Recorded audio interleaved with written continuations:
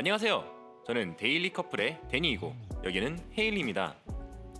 저희는 최근에 결혼을 하고 일주일 뒤에 바로 호주 워홀을 함께 떠나게 되었는데요. 저희의 성장 과정, 특히 자산의 성장 과정을 함께 공유하고 싶어 이 채널을 개설하게 되었습니다. 저희는 일주일 단위로 수입과 지출, 그리고 주식, 코인과 같은 투자 현황도 함께 공유할 예정입니다. 그럼 워홀 1주차부터 함께 보시죠. 먼저 인천공항에서 티웨이 항공을 타고 호주로 떠났습니다. 저희는 밤 비행기를 타고 갔는데요. 그 이유는 몇 가지가 있습니다. 첫 번째로는 일단 가격이 가장 저렴했어요. 저희는 둘 다 돈을 아끼는 것을 매우 중요시 여기기 때문에 이렇게 더 싼 걸 선택하는 모습을 많이 보시게 될 겁니다. 둘째로는 저희가 밤 비행기를 타게 되면 호주에 아침에 도착하게 되는데 그럼 도착하자마자 행정 업무를 볼 수 있게 되니 이점이 많아 보였습니다. 그렇게 비행기에서 기내식도 먹고 호주에 무사히 도착하게 됐는데 생각보다 출입국 심사 과정이 까다로워 시간이 예상보다 많이 지체됐습니다. 가장 먼저 저희는 호주 교통카드인 오팔 카드를 구매했습니다. 미니멈 충전 비용이 40불이라 저희는 총 80불을 지불했습니다. 이후 미리 예약한 YHA라는 임시 숙소를 향했고 아직 체크인 시간이 되지 않아 락커 한 개만 대여해 중요한 짐들만 넣고 바로 심카드를 구매하러 나왔습니다. 심카드로 번호를 개통을 해야 하지만 행정 업무 처리를 시작할 수 있기 때문에 저희는 미리 알아본 RD 모바일 유심을 RD 매장에서 구매해 개통 신청을 넣었습니다. 이후 최대 3시간이 걸릴 수 있다는 이메일을 받고서는 근처에서 잠시 장을 보며 그날 저녁, 다음날 아침에 먹을 것들을 구매했습니다.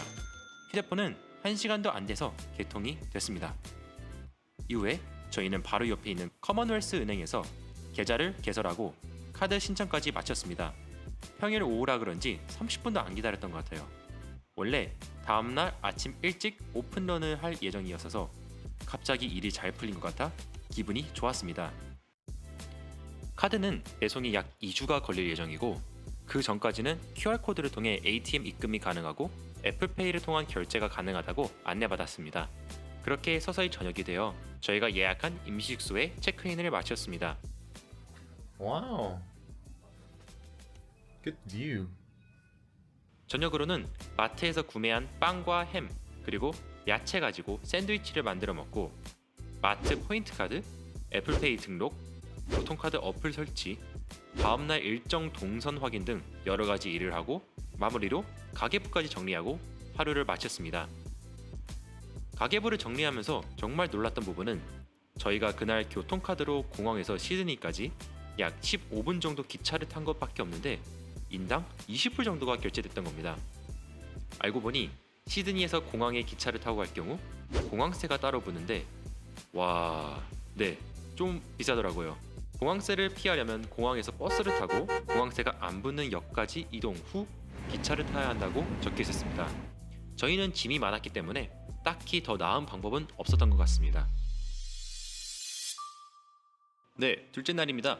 오늘은 호주 운전면허증 발급을 위해 서비스 뉴 사우스 웨일즈, 우리나라로 치면 동사무소 같은 곳을 방문해야 됐습니다.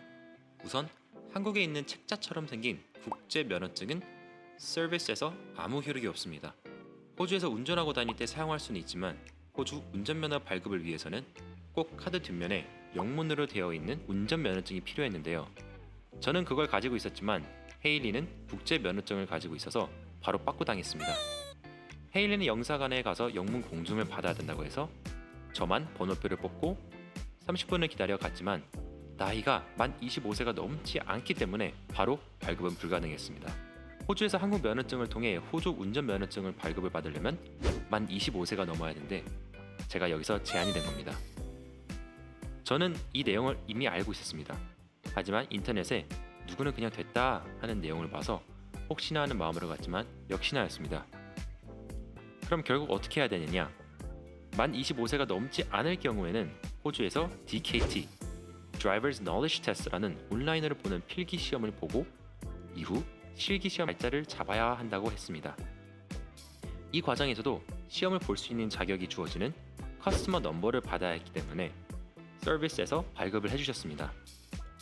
이제 헤일리의 운전면허증 영문 공정을 받기 위해 영사관을 향하는 도중 헤일리가 오빠, 근데 나도 결국 그럼 공증을 받고 나서 커스터머 넘버를 발급받아야 되는 거 아니야?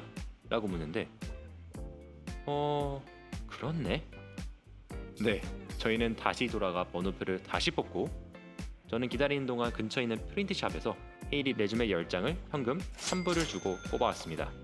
그렇게 헤일리의 커스터머 넘버까지 발급받은 후 저희는 영사관으로 향했습니다.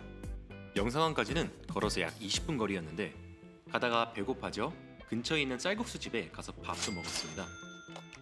영사관 바로 앞에 커먼웰스 ATM기가 있었는데 QR코드 입금을 시도해보기 위해 저희가 들고 있던 나머지 97불 중 5불만 남기고 92불을 입금했습니다. 그렇게 영사관에 들어가서 영문 공증을 마치고 결제하려는데 결제가 현금 혹은 호주카드로만 가능하다고 하셨습니다. 다행히 현금을 들고 있어서 드리려고 했지만 와, 이게 뭐람? 영문 공증 가격이 6불이었습니다. 네, 저희는 다시 ATM으로 내려와 20불을 추가로 뽑았고 다시 올라와 결제를 마쳤습니다. 이날 저녁에는 1시간 단위로 하우스 인스펙션이 4개가 잡혀 있어서 우선 스트라필드라는 한인들이 모여 사는 지역으로 이동했습니다. 조금 일찍 도착해 휴대폰 플랜도 구매해주고 저희가 스트라스필드에 있는 집 2군데를 살폈고 특히나 이 2번째 집이 마음에 쏙 들었습니다. 이후 바로 옆 리드컴이라는 지역에서도 집을 보고 인스펙션 사이에 틈틈이 장도 보고 저녁도 먹으며 하루를 마무리했습니다.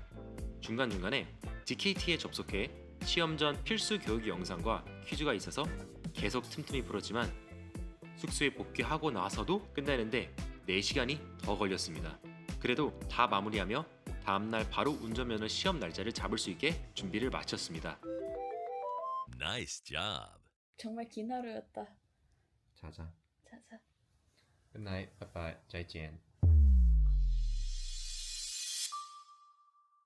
자, 이제 셋째 날 수요일입니다. 벌써 단골이 된 느낌이에요. 아침부터 서비스로 출근해주고 근데 또 문제가 생겼어요. 제가 2023년에 지갑을 한번 잃어버린 적이 있어서 제 모든 카드들을 재발급한 적이 있는데 이 때문에 제 운전면허증은 발급 일자가 2023년으로 나와 있습니다. 운전면허증에는 최초 발급 일자가 나오지 않기 때문에 서비스 측에서는 제가 운전면허증을 따도 경력을 2023년부터 3년밖에 인정을 해주지 않아 제가 호주에서 운전할 때 제한이 없는 풀 라이선스를 받지 못하는 상황이 되는 겁니다. 그렇다면 최초 발급 일자인 2020년을 어떻게 증명하냐? 네, 맞습니다. 또 왔습니다. 이번엔 6불 현금까지 잘 챙기고 또 돌아갑니다. 드디어 운전면허 시험을 등록할 수 있게 됐습니다. 가장 이른 날짜는 무려 6월 10일 2달 뒤입니다. 네, 뭐 호주 운전면허증 없이도 6개월 동안은 한국 운전면허증으로 운전할 수 있기 때문에 큰 문제는 안 돼서 이렇게 마무리했습니다. 추가적으로 전날에 봤었던 2번째 집주인분한테 연락을 해 집 계약을 성사시켰습니다. 근데 여기서 조금 문제가 생기는데 입주일이 열흘 뒤인 4월 26일에 가능하다고 하셨습니다. 와우, 저희는 이제 당장 다음날 머물던 임시숙소를 떠나야 해서 새로운 임시숙소가 필요했습니다. 당일에 필요한 행정 업무는 더 없어서 마트에 가서 장도 보고 한국에서 못 가져온 헤어드라이기도 구매하고 벌써 다 사용한 교통카드도 충전했습니다. 저희는 워홀 비자를 연장시키기 위해 오지로 가서 건설 쪽에서 일을 할 생각이었는데 그 중에서도 포크리프트가 가장 매력적으로 다가왔습니다.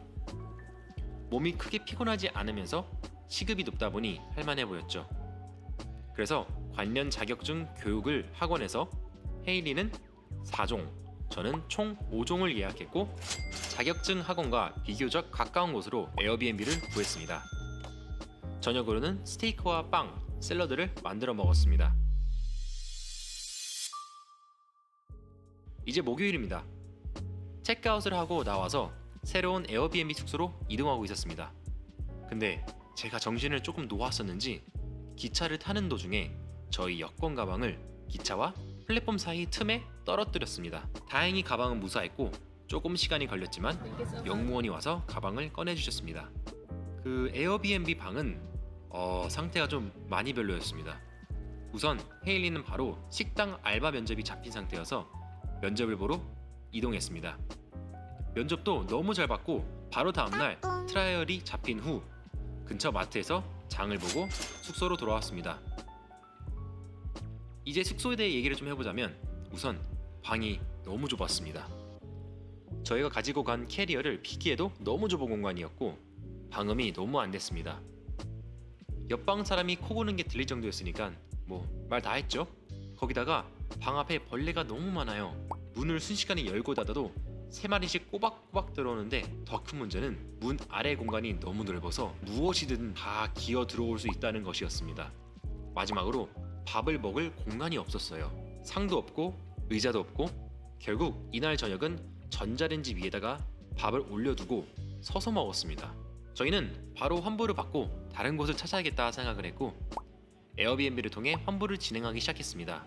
다음 임시 숙소는 호주 나라와 네이버 카페인 호주 벼룩시장을 뒤지기 시작했습니다. 다행히 연락한 곳 한 군데에서 단기로 있게 해준다는 곳을 찾았고 다음날 바로 이동하기로 했습니다. 저희가 오지를 가기 위해 차도 한 대 구매해야 했는데 호주 돈으로 15,000불, 한국 돈으로 약 1,400만원 정도로 버젯을 잡아뒀습니다. 하지만 차를 알아보는 과정에서 제 부모님께서 감사하게도 500만원을 더 지원해주셔서 더 수월하게 차를 고를 수 있었습니다. 이왕이면 차를 고를 때 잔고장이 적으면서 수리비가 많이 안 드는 그리고 감가상각이 많이 되지 않는 차 위주로 찾아봤습니다. 그리고 다음날 오전에 약 43,000km를 주행한 2018년형 마즈다 2를 인스펙션 하기로 했습니다. 네, 이제 다섯째 날 금요일입니다. 아침에 차를 보러 갔는데 너무 마음에 들어 1년치 레조라는 등록비와 대인 보험까지 들어주는 조건으로 17,000불에 합의받습니다. 우선 계약금 100불을 먼저 보내드리고 저희는 한국에서 와이어바알리라는 어플을 통해 돈을 송금을 하는데 하필 부활절 기간이 겹쳐서 송금하는데 최소 4일이 걸린다고 해 화요일 정도에 차를 거래하기로 했습니다. 이후 숙소로 돌아와 방을 정리하고 환불을 원치 않는 집주인과 에어비앤비를 통한 2시간 정도 사투 끝에 에어비앤비 측으로부터 환불을 받는데 성공했습니다. 첫째 날에 30% 그리고 나머지 날들의 100% 환불을 받으며 대부분의 돈을 돌려받았습니다. 새 숙소까지는 거리가 조금 있어 택시를 불러 이동했고 집 주인분들도 너무 착하시고 방도 너무 마음에 들었습니다. 도착하고 1시간 정도 쉬었다가 헤일리는 바로 트라이얼을 위해 식당으로 이동했고 가는 길에 김밥 한 줄 후다닥 먹고 저는 근처 카페에서 할 일을 했습니다.